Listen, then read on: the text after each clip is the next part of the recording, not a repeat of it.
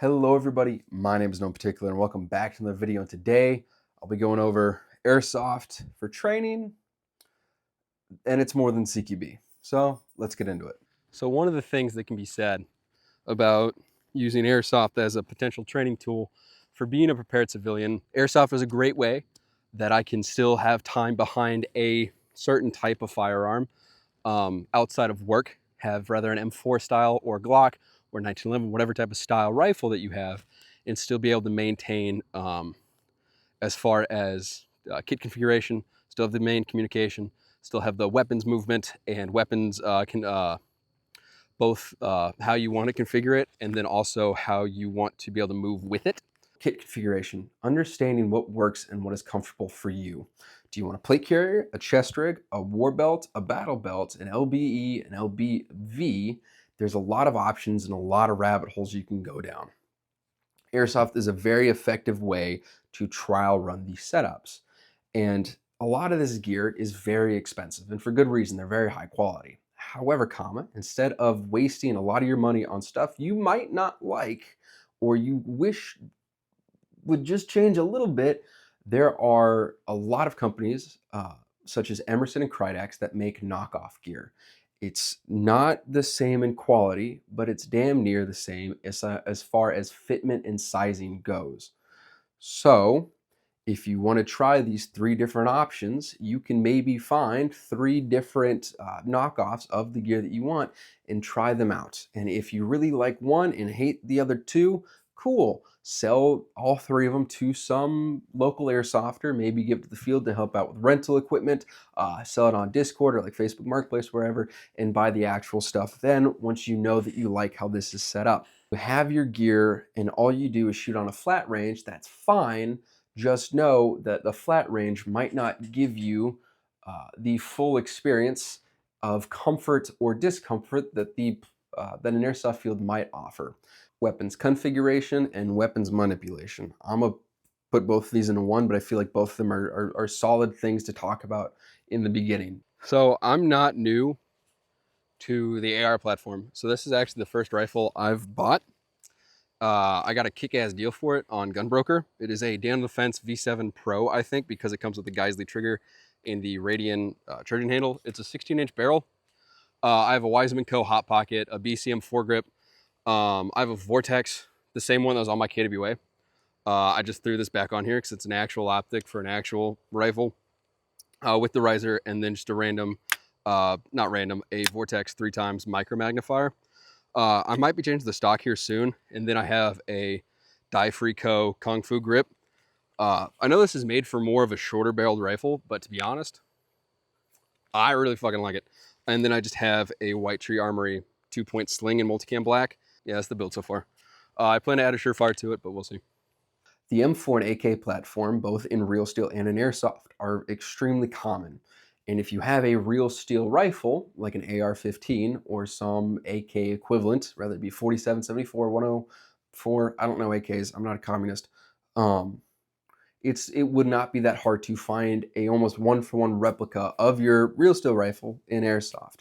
So that way, if you just want to buy sight protectors or the knockoff equivalent, whatever attachments you have on your kit, and just move it straight over, you can do that just fine, right? So that way you can, again, trial run if this setup that you have is actually effective or not. And that meaning is are your sling points as comfortable as they can be?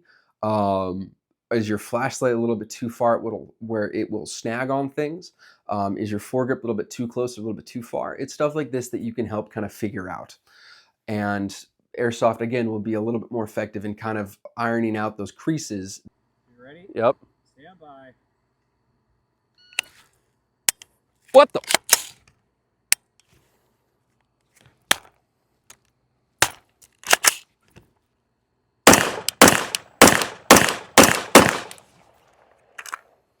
was 1179. I don't want to talk about it. Where this ties into weapons manipulation is I cannot tell you how many times in Airsoft I have had to shoot from a very strange position. I've rather had to collapse the stock and just sit on the edge of a building and only try to show off as little, like half of my face and like half of the rifle rail, to try to shoot someone that's 20 feet in front of me and they are shooting back at me, or I've had to stand on my tiptoes and stretch myself as much as I could above to be able to shoot over a window that's a little bit too tall for me. I mean, I'm 6'1", so it's a tall window. I'm kidding, I'm 5'9". But there's so many different strange ways that you'll find in airsoft to shoot and engage an enemy. With that being said, it needs to be addressed. Airsoft is a controlled environment with uncontrollable variables. You have the controlled environment of FPS limits, of safety, minimum engagement distances, of needing full seal eye pro and recommended face pro. Wear face pro for the love of God. But it's stuff like weapons manipulation. Of the environment will be constantly changing, so you kind of have to think of your feet as far as if you want to engage someone and it's just a straight up standing still, feet square with your shoulders kind of thing, being able to shoot around vehicles, over dirt piles, underneath things, shooting through a tiny hole. There's a lot of different places that I have found myself shooting from, and a lot of different positions I've also found myself shooting from in airsoft.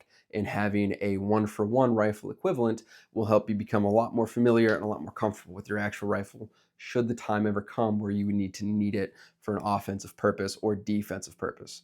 I hope not, but you never know. Communication. Learning how to talk to the radio is absolutely important. I've made a video about it. I'm not the proudest of it, but it gets the message across of how to talk on a radio, right? Outside of radios, you also have to know how to talk to people that don't have any tactical experience, right? That might not do some sort of tactical work. They might not be in the military or any law enforcement experience. They're just some 14-year-old that likes to play Call of Duty and thought this would be really cool. Absolutely. So let's get them included as possible. Try to give them callouts that make sense and work on giving callouts as quick and concise as possible. Do however many enemies. Hold on, I have it written down because it was really good. Direction, distance, description, and number, right?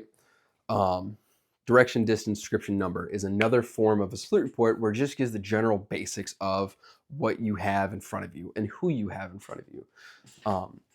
It also comes into how do you want to get their attention. If you're being really quiet, chances are the enemy will not hear if you're all in a room, just a quick little whistle. They won't hear that. They won't know what that means because their brains won't register it. Doing a louder whistle for someone that might be across a field and holding threes above your head and then pointing to whatever direction that they're facing or that they're coming from is another great way. You want to make sure, though, that you are able to give as many people and as broad and general of an audience as possible the most simple and easy to understand call outs for whatever, right? And that's really the big point of communication. It's just being able to make sure that everyone around you can understand the same information. Airsoft, you can make mistakes. You can make mistakes. You can get shot. You can shoot your teammates by accident. It's a very low stakes environment.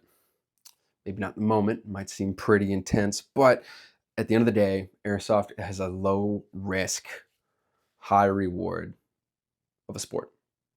You are getting time behind a rifle. You are getting time of looking at other people down an optic without dying or getting shot at or arrested.